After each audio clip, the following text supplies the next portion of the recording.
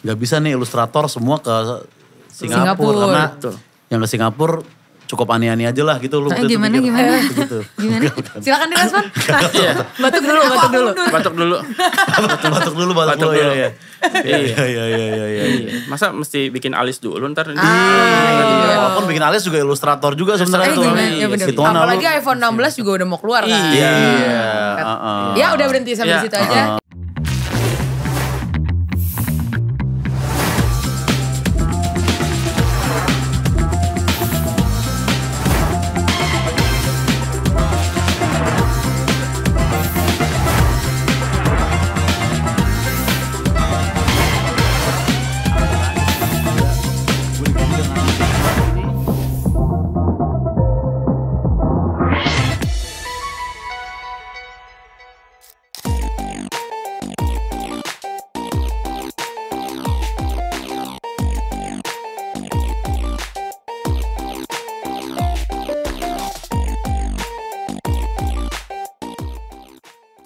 Kembali lagi di MLD Podcast, masih bersama gue Oza Rangkuti.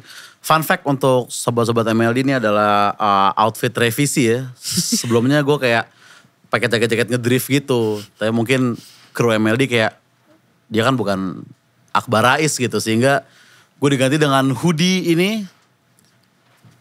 Kalau kayak gini so asik gak? So hip hop gak kalau kayak gini? Dan kita masih mencoba mencari host wanita yang menggantikan Sastra dan Apos. Pertama kita coba, tadi ada Firda Indira. Sebelumnya kita coba Michelle Kristo, ex-member JKT. Tapi mungkin pas dicek kayak wah yang nonton jadi terlalu banyak wota nih gitu kan. Karena pas kita cek demografi kayak efek semua bejir gitu. Di kantor MLD. Jadi kita masih mencari lagi dan kali ini kita sudah ditemani oleh Aisyah Latib, siapa tadi namanya? Aisyah Latiba. Iya. Halo MLD Podcast. Kok pura-pura gak kenal katanya gitu? Enggak ada yang bilang gitu. Ada orang prompter, terima kasih ya. Iya. Senang sekali bekerja bersama Oza Rangkuti hari ini. Siaran radio ya Aisyah Latiba. Siaran radio betul sekali, salam kenal. Halo. Apa kabarnya nih Pak? Iya. Happy banget, terima kasih banyak Oza udah ngajak-ngajak ya. Betul. Thank you. Kita pernah satu acara kalau gak salah di kayak seminar-seminar gitu. Pernah, beberapa kali pernah. Dulu, iya. Happy banget. Happy banget ya. Tim MLD Podcast, great. I like it. Sibuk apa akhir-akhir ini? Boleh gak? Gak usah. Gak usah ya? Bahasa-bahasa antar host tuh biasa. Brownies juga begitu kok. Maksudnya santai aja. Sibuk kerja aja. Siaran-siaran. Terus juga jalan-jalan. Oke. Gitu-gitu aja sih kesibukannya. Tapi happy banget hari ini bisa kerja sama the one and only Oza Rangkuti di MLD Podcast. Jalan-jalan sama siapa? Sama teman-teman. Gak di brief yang begini-begini. Oh iya. Gak ada briefnya. Oke, nah tapi ini adalah episode yang sangat menarik karena ini kita sisi artsy gue akhirnya akan terlihat nih. Akhirnya nih udah saatnya orang tahu juga gitu kan. Karena bintang tamu kita nih pertama adalah mungkin bisa dikatakan founder atau pemrakarsa dan kreatif director dari GCAF, Jakarta Illustrator Creative Art Festival, dan juga colorist di komik Marvel dan DC, yaitu adalah Mas Sanigo. Halo semuanya. GCAF ini per tahun ya Mas ya? Per tahun ini kedua. Jadi baru sekali tahun 2023. Marvel nih yang Marvel yang Avenger apa yang Wali Kota Tangsel sih? Beda, itu Mas beda. Itu, Marvel Widianto bukan? Marvel Widianto, iya. Marcel. Bukan. Nggak usah dipanjangin. Ngewarnain baliho Tangsel kan butuh coloris juga kan? Juga butuh coloris Mas maksudnya. Iya, ada betul. Ada betulnya. Iya. Lebih sering warnain Marvel atau DC? Terakhir yang panjang di Marvel, X-Men 20 buku. Tapi sebelum itu Aquaman di DC. Panjang juga lumayan. Aquaman panjang tuh. Panjang juga. Dan itu berhenti karena waktu itu belum. Iya, belum. Aquaman enggak ya. Aquaman doang. Freestyle ya konsep MLD Podcast ini ya. Keren. Tapi sebenarnya sangat disayangkan ya, kayak fanbase Marvel dan DC itu masih terbagi dua gak sih Mas? Masih lumayan terbagi ya. Oke. Ini juga sekaligus ya teman-teman MLD Podcast, kita kenalan dulu sama Kak Maria Cherry di sini. Dia ini adalah marketing campaign strategis dari Karyakarsa.net ya? .com. .com ya, .net. Tapi pernah .net dulu kan? Nggak pernah sih seingat saya ya gitu. Nggak pernah. Emang dari dulu .com. Tadi udah sempat ngobrol-ngobrol off air. Jadi sebenarnya ini buat teman-teman yang nonton bisa menjual karyanya lewat Karya Karsa, intinya begitu lah. Berbayar. Betul sekali. Jadi konsepnya kayak subscribe gitu ya? Subscribe Kak Cherry. ada, beli satuan karya juga ada. Beli satuan karya juga. Jadi siapapun tuh bisa mensubmit karyanya, nanti tinggal tunggu approval gitu. Nggak pakai approval. Nggak pakai approval. Langsung bisa upload karyanya. Terus habis itu udah deh tinggal di pasarkan sendiri, mungkin bisa di share di media sosial masing-masing. Kemudian ada yang beli. Simple itu aja. Sangat gitu. memudahkan ya. Dan nggak cuma web kan, ada aplikasinya juga. Jangan lupa ada di-download. aplikasi. Ada aplikasinya juga.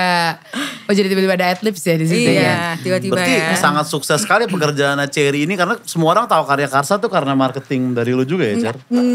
Ya bisa jadi, terima kasih, amin gitu. Kayak Karya Karsa gak ada gue, karya biasa gitu. Terus gue mikir gitu, dalam hati gitu, mungkin lagi di rumah kan. Bosku dengarkan yang itu ya. Tolong. Apa yang umumnya paling laku apa sih, Cher? Oke. Jadi ketika dibuat Karya Karsa itu sebenarnya udah ada dari 2019. Ketika dibuat itu sebenarnya semua kreator itu ada gitu. Oke. Mulai dari penulis, video, YouTuber, fotografer, itu ilustrator, komik, benar itu ada semua gitu. Cuman pada akhirnya mengerucut yang banyak usernya itu adalah penulis gitu. Yang paling tinggi adalah penulis gitu. Novel ya berarti ya ini ya? Cerpen. Betul gitu. Oh, gitu. Cerpen. Nggak cerpen juga sih, lebih kayak cerita berseri. Jadi dia per chapter. Cerbung. Cerbung. Benar, Cerbung. cerbung bahasanya ya. Betul gitu. Itu yang paling banyak. Tapi nomor 2-nya itu adalah fotografer gitu sebenarnya. Genre apa cerbung yang kemakan biasanya, Cer? Nomor 1 pastinya romance ya gitu. Romance Pasti romance. Kalau yang kedua horor. Tentu saja penggemar horor ini sangat banyak. Indonesia tuh kemakan banget ya. Banget. Tadi kita off air ngobrol selingkuh sama horor. Iya, Serem banget. Iya. Kalau digabungkan malah nggak laku atau lebih laku lagi? Kalau digabungkan belum ada sih sejauh ini. Nah, harus ada pionirnya tuh yang bikin tuh. Silakan. Setan yang berselingkuh gitu. Iya, kayak Menarik. Pocong I'm in Love gitu-gitu kan. harus ada yang bikin. Harus ada yang bikin kan. Menarik. Saya bikin apa? Bikin. Bikin. Fokus di Marvel sama Oh iya, DC aja. Pesan udah bagus di situ ya. Udah bagus itu. Dan ini aku juga penasaran nih sebenarnya sama Mas Sani. Nama asli apa nama panggung sih? Sani Go. Nama pena sebenarnya. Oh nama Nama pena. Nama pena. Oh itu sebutannya nama pena. Nama pena ya betul. Nama pena. Diambilnya dari mana? Kenapa Sani Oh tapi Go? beneran, namanya Sani itu nama panggilan gue dari Oke. kecil. Go itu Go-nya. memang marga bokap. Oh, asli dong berarti itu. Asli cuman bukan KTP gue. Oh. KTP apa? Enggak usah. Iya. Enggak usah ya. Nah, Sani Wako kalau nggak salah. Gak ada. Beda-beda orang. iya. Tapi emang suka ngewarnain dari dulu, dari kecil Sani. Sukanya gambar. Suka gambar ya? Suka gambar. Cuman ternyata sampai besar gambarnya tidak bisa dipertanggungjawabkan. Jadi nggak secepat itu gambarnya. Bisa gambar, cuman nggak secepat itu. Prosesnya maksudnya tidak seperti itu. Prosesnya kan kalau misalnya, kan gue sukanya komik ya. Dari kecil pengen bikin komik sebenarnya. Tapi gue nggak bisa gambar cepat dan berulang. Kalau komik kan harus sama, mukanya sama terus dong. Iya. Mau ganti-ganti nih, mencong-mencong segala macam. Nah itu gue tidak bisa ternyata. Dan bikin ceritanya juga susah kalau komik kan. Bikin ceritanya juga Iya, susah, betul. Susah banget tuh. Nah tapi kalau mewarnai ternyata lebih mudah buat gue waktu itu. Akhirnya lebih suka, akhirnya lebih fokus ke ngewarnain. Jadi dan mengisi karena banyak juga yang nggak bisa warnain ternyata, gitu kan. Jadi kayak teman-teman di kampus tuh, warnain dong. Nah jadi gue kan melihat etnis ini melihat celah. Oke. Etnis ini melihat celah. Iya. Ada nyelip tadi tuh, ada nyelip tuh. Melihat celah. Hampir lolos tuh gituan tuh. Iya. Mencari peluang ya. Mencari peluang. Oh ternyata banyak Baik. kebutuhan ya, banyak demand. Saya supply. Kuliahnya berarti apa? DKV. Oh DKV. masuk. Di mana? Di Trisakti. Oh Trisakti. Trisakti, Nah, sama kayak Aisyah juga sama. Trisakti Manajemen. juga. Manajemen. Iya, Keren. Tapi akhirnya sampai bisa jadi coloris karena emang tumbuh dengan komik-komik Marvel dan DC suka banget berarti.Gue bacanya sebenarnya bukan Marvel DC, sebenarnya bacanya komik Jepang kan. Kalau di Indonesia kan Betul, jarang, sama-sama, apa iya. namanya. Cuman dulu memang ada tahun 90-an tuh ada toko di Pondok Indah tuh ada toko DH namanya. Dia jual komik Amerika. Yang gue beli hanya untuk lihat gambarnya. Referensi doang. Karena gue nggak bisa beli urut. Nggak bisa beli 1, 2, 3, 4 gitu. Jadi belinya sekali-sekali kan. Oh beli kadang-kadang nomor satunya doang karena keren covernya gitu. Jadi gue suka gambarnya tapi gue gak punya kesempatan ngikutin ceritanya. Hanya untuk warnanya. Tapi Oke. Pernah gak ngewarnain sambil dengerin band warna pernah? Enggak ada hubungan. Sekarang atau 50. Wah dua-duanya warna nih gitu mungkin lu. Iya, belum gue cobain. Coba siapa tahu jangan-jangan jadi lebih berwarna. Iya, lebih berwarna ya. Jawaban diplomatis belum gue cobain ya. Belum gue cobain. Bakal gue cobain. Kalau Cherry sendiri baca komik Cher pas kecil? Jarang sih. Jarang ya? Gitu, nggak boleh sama mama. Anaknya belajar banget. Kenapa nggak boleh ya? Mungkin sadis atau apa gitu-gitu ya? Enggak sih, sebenarnya lebih akses yang didapat itu lebih ke buku-buku biasa aja gitu. Tapi kan Kak Cherry ini kerja di maksudnya platform yang menjual karya orang. Suka bete nggak kalau tiba-tiba misalnya nih ngelihat karya kayak, ini aslinya bukan punya dia nih, dia ngejiplak nih.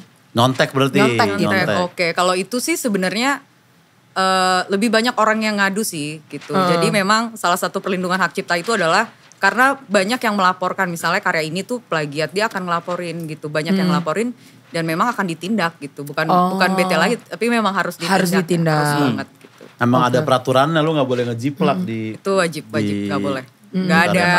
Gak ada maaf gitu. Gak ada. Hukuman sosialnya lebih berat kalau di Indonesia ya. Benar gitu. Kita sekalian minta tolong tapi juga dihukum juga oleh sosial gitu. Biasanya. Pernah ada kejadian gitu ya dan social judgment-nya parah. Oh parah banget. Pernah gitu. Kemudian kita lagi ada kolaborasi lagi sama nih orang gitu kan ya. Gitu. Jadi kita sudah minta dia untuk turunkan karyanya dan segala macam. Jujur kita nggak tahu banget itu karya plagiasi. Tapi ketika akhirnya udah mulai live-nya, wow, gitu, kayak bingung gitu kolom komen. Separah apa tuh social judgment? Apakah sampai dihina di Twitter, terus di doxing, dicari, dulu pernah punya akun Kaskus suka komentar cabul. Oh iya, itu benar. Sebenarnya salah satu yang terbaru ini baru viral di Twitter itu salah satu, ada dia pokoknya terbaru banget. Mungkin Mas Sani tahu kali ya. Ada dia memang. Lupa password dia nggak? Bukan itu. Kan yang viral banyak Mas. Iya. Nanti kalau di-upload akunnya di crop ya. Dikeluarin nih, jangan ada guenya. Hidup gue masih panjang. Oh iya baik. Yang ini dia tuh ilustrator yang yang cowok ambil gambar cewek. Benar. Iya begitu memang. Ya, nolong. Iya. Inisial boleh gak? Enggak usah. Canda. Infonya udah 50 karya lebih aja gitu kayak. Terus strategi awal lu Cer dulu memarketkan si karya Karsa gimana waktu belum banyak yang tahu? Oke, pada awalnya itu sebenarnya platform ini tuh kita tuh base-nya komunitas gitu. Jadi si kreator itu tuh saling membantu satu sama lain itu yang pertama gitu. Nah, membantu untuk apa? Untuk saling mengumpulkan base pendukung, kita nyebutnya pendukung, para pembeli ini kita nyebutnya pendukung gitu. Jadi mereka tuh mengumpulkan pendukung tuh sebenarnya di luar karya Karsa seperti di media sosial masing-masing gitu. Sosmed lah ya. Sosmed betul, atau di platform baca lainnya yang gratis gitu, atau kadang ada ya, kalau fotografer tuh mereka udah punya web sendiri sih rata-rata gitu. Pokoknya mereka mengumpulkan di luar, kemudian udah mulai ada pembeli yang ya udah mulai masuk gitu kan ya. Nah dari situ baru kita lihat, karya ini sudah terbentuk pasarnya ke arah sana, baru kita masuk ke situ. Gitu strateginya ya. Strateginya lebih gitu sih. Jadi lebih gampang otak-otakinnya. Karena kan kita juga perlu pembentukan market ini seperti apa, kita perlu melihat kan audiensnya, marketnya. Nah, jadi kita caranya seperti itu sih. Nah, ada tips untuk marketing MLD podcast ini nggak? Ya. So target kita ngalahin Richard terakhir ya pas meeting ya. Masih. Tapi ya sebelum misalnya ada yang lagi nonton nih sekarang, terus pengen masarin karyanya kan. Di karya Karsa. Di karya Karsa. Setelah itu misalnya amin. Jadi di titik kayak Mas Anigo ini. Tapi kan itu perjuangannya panjang ya. Perjalanannya panjang gitu. Bisa dibantu juga lewat karya Karsa. Ini boleh diceritain dulu gak? Dari awal sampai akhirnya sekarang bisa jadi di titik ini menjadi seorang colorist, journey-nya tuh gimana Mas Anigo? Colorist kayak di luar negeri gitu ya? Iya. Sampai Marvel DC. Ya kan tadi memang gue memutuskan jadi colorist tuh pas kuliah kan. Jadi kuliah mutusin kayaknya gue gak bisa gambar. Kayak gue warnain aja. Nah jadi di situ mulai ngepost portfolio di namanya DeviantArt lah. Dulu ada. Sekarang masih ada sih cuma gak gitu populer. DeviantArt ya masih ada. Ya sekarang Instagram kan kalau posting gitu. Agak lebih gampang. Tapi dulu taruh di situ ya abis itu ditawarin ada artis warnain dong gambar gue gitu kan, atau ada penerbit mau nggak warnain buku ini. Sebenarnya cukup sederhana sih kayak gitu, tapi ya karena konsisten terus akhirnya ya memang Marvel di situ adalah ujungnya biasanya kan. Mereka akan memantau nih bakat-bakat baru gitu, tapi dia pengennya udah dicoba dulu sama penerbit lain gitu. Kalau lo emang lancar nih kerjaannya di sana gitu kan, baru gue kontak. Nah dia kontak, jadi gue 3 tahun dulu di penerbit yang lebih kecil, baru di kontak. 3 tahun prosesnya 3 tahun lah, jadi 2006 sampai 2009. Nah 2009 gue di Marvel. Abis ini ada niatan mau buat komik? Dari 2010 gue mulai membantu menerbitkan komik di Indonesia. Menerbitkan tapi? Iya, gue bikin studio yang menerbitkan komik. Kurang lebih sampai sekarang ada 50 judul. 50 judul. Dan ada beberapa juga di Karya Karsa. Wih. Berarti dari DKV Trisakti sampai ke Marvel ya? DKV Trisakti, iya. Teman kampus yang lain pada jadi apa sekarang? Banyak di DKV itu. Sangkat. Kaget. Pertanyaannya kaget. Ya kan ada yang jadi ilustrator juga. Ada juga kan. Lo mau taunya yang jadi apa maksudnya? Enggak ya. Tapi yang nyampe Marvel dari... Ada juga 4-5 orang di waktu itu. Jadi emang ada klub komiknya di Trisakti. Dari situ ada 4-5 orang yang nyampe Marvel. Berarti kalian nih ibaratnya udah kayak Rich Brian-nya colorist gitu ibaratnya ya. Mungkin, tapi kalau itu ada yang gambar juga. Ada yang gambar. Yang jarang itu penulis karena kita bukan berbahasa Inggris ya. Ada tentangnya gitu. Itu paling jarang. Tapi kalau yang gambar, inker, 3 loh umumnya. Gambar, inker. Biasanya gambar itu soalnya pakai pensil. Kalau jadi pensiler namanya. Ya pensil, inker adalah yang bikin jadi solid lah, hitam gitu. Baru diwarnain. Ada banyak banget ternyata cabang-cabangnya ya. Nah, aku simpel deh, ini pertanyaan orang awam aja. Apa bedanya ilustrator sama artis? Apa yang membedakan roots-nya tuh? Ilustrator sebenarnya artis sebenarnya. Sebenarnya termasuk dari artis. Cuman mungkin kalau kita pakai termnya ilustrator, dia memang scope kerjanya biasanya komersial. Made to order. Kalau seniman biasanya kan suka-suka gue nih, gue ngelukis gitu kan. Idealis gitu. Kalau ilustrator itu biasanya pesanan. Jadi kalau komik artis itu masuknya ilustrator sebenarnya. Itu termasuk yang penciler maupun yang inker itu ilustrator juga. Sebenarnya lebih ke pensilernya. Karena dia membaca skrip. Oke, skripnya begini, panel 1 Oza berbicara dengan Sani gitu. Nah, dia akan menggambar itu. Nah, itu dia ilustratornya. Berarti yang Audi nyanyi Janji di Atas Inker tuh tentang ini ya? Pacaran nama ilustrator itu lagunya. Iya. Baru ngerti kita nih ilmu nih sobat-sobat MLD. Hitam ya? Iya, Audi hitam. Dulu mungkin dia pernah pacaran sama anak DKV. Iya kan, mungkin gitu. Janji di Atas Inker. Stevie hitam ya? Stevie hitam gak ada lagu Inker. Fokus motoran pada waktu itu. Iya, oke gitu ya. Seorang komikus juga termasuk ilustrator juga? Termasuk sebenarnya. Komikus tuh walaupun ada skill-skill yang berbeda. Biasanya kalau komikus yang sendirian, misalnya komikusnya Doraemon, dia akan biasanya bisa menulis juga gitu, menulis ceritanya. Ya kalau di Jepang banyak yang kayak gitu. Satu orang bisa menulis dan menggambar. Kalau di Jepang biasanya. Sekarang mulai kepecah. Sekarang mulai kepecah, tapi kalau di Amerika sudah dipecah sejak lama. Jadi kalau pembagian, misalnya bikin komik tuh ada bagian-bagiannya tuh apa aja nih? Cerita dan gambarnya. Umumnya begitu sebenarnya secara umum, cerita dan gambar, siapa yang nulis, siapa yang gambar. Kalau di Jepang biasanya begitu aja. Karena tapi di balik yang gambar tuh biasanya ada timnya tuh, asistennya bisa ada 10, 12, kan dia setiap minggu ya. Rame ya. Kalau di Jepang, itu ya. Tapi nggak kelihatan. Dia kalau lu baca di dalam baru ada kreditnya, namanya siapa aja gitu. Cuman di sampul biasanya 2 lah. Di sampul 2. Nah, kalau di Amerika itu biasanya bisa sampai 5. Yang ada yang nulis, ada yang tadi yang pensil, ada yang inker, ada yang warnain, sama ada yang letter. Ngasih balon kata sama teks. Iya, itu dia profesi sendiri. Komik favorit masa kecil apa, Sani? Kung Fu Boy, Candy. Anjing gue tua ya. Kalau yang sama kayaknya. Kung Fu Boy sempat baca? Sempat kok. Kalau yang zaman sekarang masih baca? gak sempet nih. Oh iya sih. Tidak sempat. Maaf Sani, gue kira tidak sempat. Tapi alumni Trisakti lain banyak yang masih baca komik sampai sekarang. Banyak. Baca komik banyak. Banyak Baca komik. Walaupun gue gak ngecek.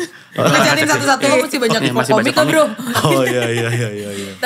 Tapi kan karena sekarang teknologi kan makin canggih ya. Ini mungkin Kak Cherry juga bisa jawab nih.